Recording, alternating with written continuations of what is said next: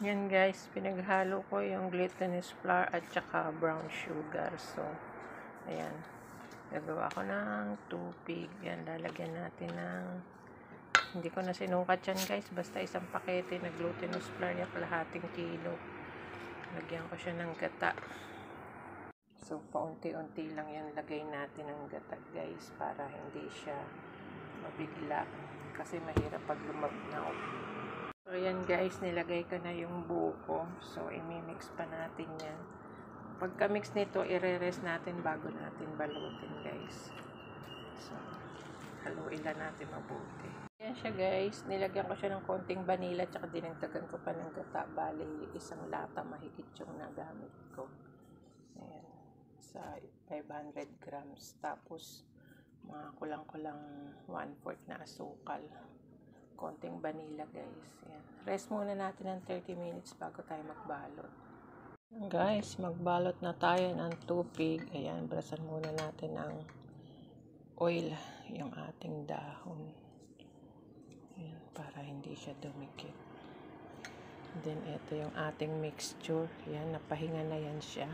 Ito yung aking pangsukat. Ayan, yung ano ng tawag doon ng rice cooker. Ayan. Ayan, babalutin natin guys. So ayan guys, yung nagawa natin, hindi ko alam, 2, 4, 5, 23 pieces lang yung nagawa natin guys. So ayan, iihawin na natin siya. So ayan na guys, nag-iihaw na ako ng aking tubig. So wala pa tayong naluto guys.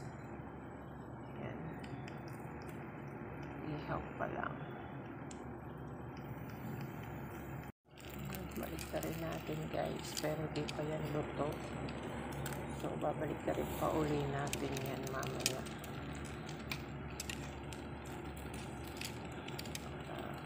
Luto siya.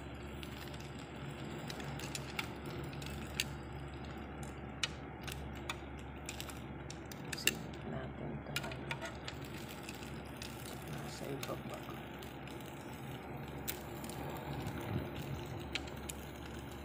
Para maunat natin.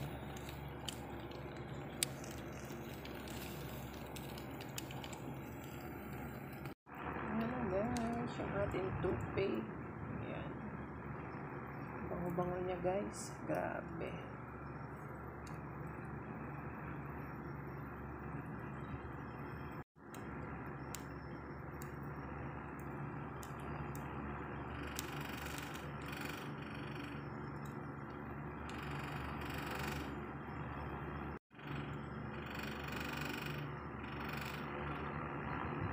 Malalaki yung gawa ko ngayon. Makapal. Dami laman. Kaya medyo matatagalan tayo mag-ihaw guys.